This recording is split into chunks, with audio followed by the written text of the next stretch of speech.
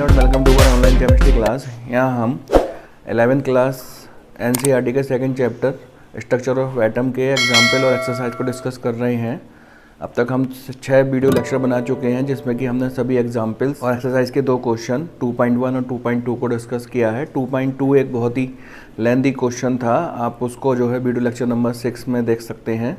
इस video lecture में हम एक्सरसाइज 2.3 को डिस्कस करेंगे। एक्सरसाइज 2.3 और 2.4 एक बहुत ही सिंपल से न्यूमेरिकल्स हैं, शायद आपको इनको वीडियो देखने की आवश्यकता ना हो, लेकिन चूंकि हम यहाँ पर एक सीरीज़ शुरू कर रहे हैं जिसमें कि हमें हर क्वेश्चन को डिस्कस करना है, इसी क्रम में हमें ये दोनों क्वेश्चन 2.3 और 2.4 को डिस्कस करना पड़ रहा है। तो एक अदक एग्जाम्पल हम इस पर समझते हैं और बाकी आप स्वयं करने की कोशिश करिएगा। एक्सरसाइज 2.3 में वह कहता है कि how many neutrons and protons are there in the following nuclei. नीचे कुछ न्यूक्लियाई दे रखी है, कार्बन की, ऑक्सीजन की, मैग्नीशियम की, आयरन और स्ट्रोंशियम की। उसमें न्यूट्रॉन और प्रोटॉनों की संख्या पूछी है। यदि आप इसको हिंदी में पढ़ें तो उसमें लिखा है निम्नलिखित नाभिकों में उपस्थित न्यूट्रॉन और प्रोटॉनों की संख्या ज्ञात कीजिएगा। 6C13, 8O16, 12Mg24, 26Fe56, 38SR88। तो इनमें उपस्थित न्यूट्रॉन और प्रोटॉनों की, तो इनके न्यूक्लियस में उपस्थित न्यूट्रॉन और प्रोटॉनों की संख्या को हमसे ये पूछना चाहता है। तो सामने आप ग्रीन बोर्ड पर एटम्स के एटॉमिक नंबर और एटॉमिक वेट लिखे हुए देख रहे हैं। इनके न्यूक्लियस में कितने प्रोटॉन और न्यूट्रॉन हैं वही ये हमसे पूछना चाहता है। जैसे कि इसमें 6C13 के अंदर न्यूट्रॉनों की संख्या और प्रोटॉनों की संख्या वह पूछना चाहता है। तो आप जानते हैं कि ये जो परमाणु क्रमांक है, जिसको कि अंग्रेजी में एटॉमिक नंबर कहते हैं, ये प्रोटॉनों की संख्या को प्रदर्शित करता है। और ये जो एटॉमिक वेट है 13, यदि हम इसमें से परमाणु क्रमांक एटॉमिक नंबर को माइनस कर दें तो हमको न्यूट्रॉनों की संख्या प्राप्त हो जाएगी। तो इस प्रकार से कार्बन के न्यूक्लियस में 6 प्रोटॉन हैं और 7 न्यूट्रॉन हैं। इसी प्रकार से आप अन्य परमाणुओं के न्यूक्लियस में प्रोटॉन और न्यूट्रॉनों की संख्या ज्ञात कर सकते हैं।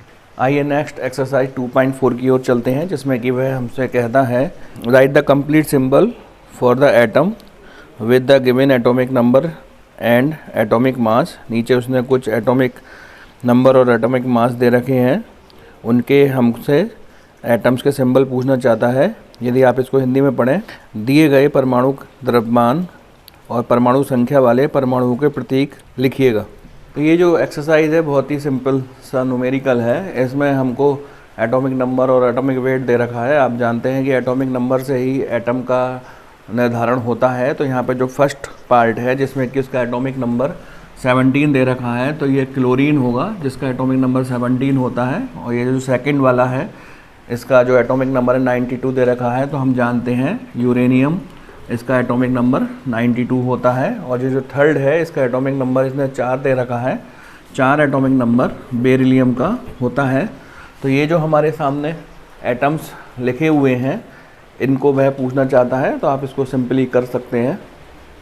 आइए नेक्स्ट एक्सरसाइज 2.5 की ओर चलते हैं, जिसमें कि वह कहता है कि yellow light emit from a sodium lamp has a wavelength of 560 nanometre. Calculate the frequency and the wave number of the yellow light. यदि हम इसको हिंदी में पढ़ें, सोडियम लैंप द्वारा उत्सर्जित पीले प्रकाश की तरंग दैर्ध्य 580 नैनोमीटर है। इसकी आवृत्ति और तरंग संख्या की परिकलन कीजिएगा।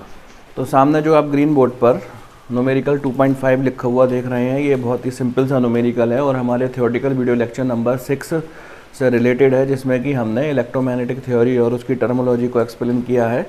इस न्यूमेरिकल को करने से पहले एक बार हमारा 6 वीडियो लेक्चर जिसमें कि हमने इलेक्ट्रोमैग्नेटिक थ्योरी एंड टर्मोलॉजी को डिस्कस किया है उसको आप अवश्य देखिएगा। उसका लिंक आपको नीचे डिस्क्रिप्शन बॉक्स में मिल जाएगा। तो इस न्यूमेरिकल में वह ये कहना चाहता है कि पीले रंग की एक तरंग दैर्ध्य है जिसकी वैल्यू दे रखी है 580 नैनोमीटर। इससे किस आवृत्ति का प्रकाश उत्सर्जित होगा और उसकी जो तरंग संख्या होगी, जिसको कि इसने वेव नंबर बोला है, वह क्या होगा। तो एक बहुत ही सिंपल सा न्यूमेरिकल है, सिर्फ हमको इसमें फॉर्मूला यूज़ करना है और इसका आंसर कैलकुलेट करके हमको निकाल लेना है। जैसा कि आप सामने ग्रीन बोर्ड पर देख रहे हैं, न्यू इजिकल टू C/λ होता है, जहाँ C प्रकाश का वेग है, इसकी वैल्यू फिक्स होती है 3 × 10⁸ और लैम्डा जो है तरंग दैर्ध्य है, तरंग दैर्ध्य की वैल्यू उसने दे रखी है 580 नैनोमीटर। नैनोमीटर को हमने 10⁻⁹ से गुणा करके मीटर में चेंज कर लिया और यहाँ पर हमने जब आंकड़े रखे और उनकी कैलकुलेशन की तो हमको जो है आवृत्ति की वैल्यू 5.17 × 10⁻14 सेकंड हमको प्राप्त हो जाएगी। इसी प्रकार से जो वेव नंबर है वो 1/λ के इक्वल होता है और लैम्डा की वैल्यू आपको मालूम है 580 × 10⁻⁻9 मीटर। यहाँ पर जब हम इसमें इसकी वैल्यू रखेंगे और इसकी कैलकुलेशन करेंगे तो तरंग संख्या या वेव नंबर की वैल्यू 1.72 10⁶ मीटर इनवर्स हमको प्राप्त हो जाएगी। आइए नेक्स्ट एक्सरसाइज 2.6 की ओर चलते हैं, जिसमें कि वह कहता है कि find energy of each of the photon which first part में कहता है correspond to light of frequency 3 × 10⁻15 hertz. Second part में कहता है हैव वेवलेंथ ऑफ 0.50 एंगस्ट्रॉन। यदि हम इसको हिंदी में पढ़ें तो वह कहता है प्रत्येक ऐसे फोटोन की ऊर्जा ज्ञात कीजिए। फर्स्ट पार्ट में कहता है जो 3 × 10⁻15 हर्ट्ज आवृत्ति वाले प्रकाश के संगत हो। सेकंड पार्ट में कहता है जिसकी तरंग दैर्ध्य 0.50 एंगस्ट्रॉन हो। ये वाला जो हमारा एक्सरसाइज है ये हमारे 8 वीडियो लेक्चर से रिलेटेड है, जिसमें कि हमने प्लांक क्वांटम थ्योरी को डिस्कस किया है और बहुत ही सिंपल सा न्यूमेरिकल है। इसमें हमको इसने आवृत्ति दे रखी है और उसकी एनर्जी पूछना चाहता है। तो आप जानते हैं E = h/nu, जहाँ पे h जो है वो प्लांक कांस्टेंट है जिसकी वैल्यू 6.624 × 10⁻34 अर्ग/सेकंड होती है। आप इसकी वैल्यू यहाँ पर लगा करके और न्यू की वैल्यू यहाँ पर लगा करके कैलकुलेट करके एनर्जी को काउंट कर लेंगे।